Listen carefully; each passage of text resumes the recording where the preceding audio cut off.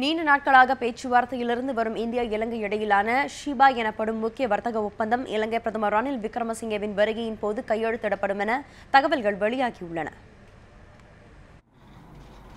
இலங்கை பிரதமராக ரணில் விக்ரமசிங்கே பதவியேற்ற பின் முதல் முறையாக 3 நாட்கள் சுற்றுப்பயணமாக செப்டம்பர் 14ஆம் தேதி இந்தியா வரவுள்ளார். கடந்த 10 ஆண்டுகளாக விவாதிக்கப்பட்டு வந்த சீபா எனப்படும் முக்கிய வர்த்தக ஒப்பந்தம் 2008ஆம் ஆண்டு ராஜபக்சே அரசின் போர் நடவடிக்கைகளின் போது கைவிடப்பட்டது.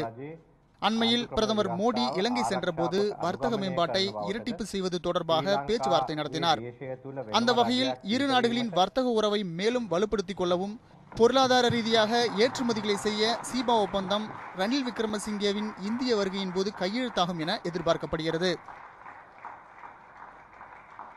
The trade between India and Sri Lanka at the moment is less than $5 billion, and Sri Lanka exports to India goods worth only 500 million. The rest is exports from India to Sri Lanka. So there is a tremendous amount of trade imbalance, and 2 years ago when there was a meeting of ministers and officials in Colombo, it was decided that the bilateral trade can easily be doubled to $10 billion. As it is, Sri Lanka is our #1 trading partner in South Asian region. The trade volume between India and Sri Lanka is much bigger than India's trade with Bangladesh or with Pakistan. இலங்கையின் வளர்ச்சிக்கு இந்தியாவின் பங்கு முக்கியத்துவம் வாய்ந்ததாக தற்போது இலங்கையில் பதவியேற்றுள்ள புதிய அரசு கருதுகிறது. கடந்த 2009ஆம் ஆண்டு இலங்கையில் நடந்த இன அழிப்பு மற்றும் போர்க்குற்றம் குறித்த சர்வதேச விசாரணை கோரும் வாக்கெடுப்பினை ஐநா மனித உரிமை ஆணையம் இந்த மாதம் செப்டம்பர் 30ஆம் தேதி நடத்த திட்டமிட்டுள்ளது.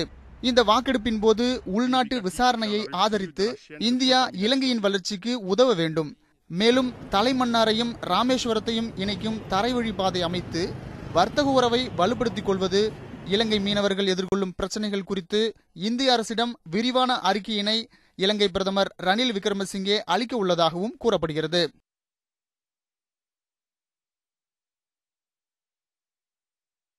இலங்கை தமிழர்கள் குறித்து அரசியல் ரீதியான கருத்துக்களை அண்மைக்கால தமிழக அரசியல் கட்சிகள் வெளியிடாமல் இருப்பது குறித்து வெளியுறவுத்துறை வல்லுநர் வெங்கட் நாராயணனிடம் கேட்டபோது, they changed civil servants who were not well disposed towards the provincial council government.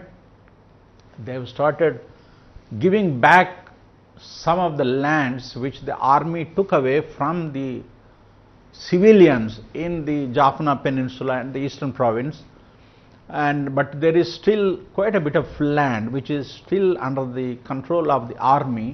You can see last week they appointed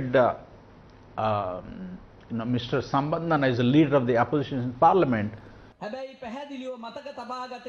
புத்த மதத்தின் கொள்கைகளை விரிவுபடுத்துவதில் பிரதமர் நரேந்திர மோடி தலைமையிலான அரசு மிகுந்த ஆர்வம் கொண்டுள்ளது. அதற்கு ஏற்ப முதற்கட்டமாக உலகளாவிய மோதல் தவிர்ப்பு சூழல் உணர்வு தொடர்பான இந்து புத்த மத சந்திப்பு டெல்லியில் செப்டம்பர் 3ஆம் தேதி நடைபெற்றது. இந்த விழாவில் முன்னாள் இலங்கை அதிபர் சந்திரிகா குமாரதுங்கா கலந்து கொண்டார். இதனைத் தொடர்ந்து இலங்கை அதிபர் மைத்ரிபால சிறிசேனா புத்த மத கருத்தரங்கு ஒன்றில் பங்கேற்பதற்காக அக்டோபர் 8ஆம் தேதி இந்தியா வர உள்ளதாக அந்நாட்டு அரசு வட்டாரங்கள் தெரிவிக்கின்றன.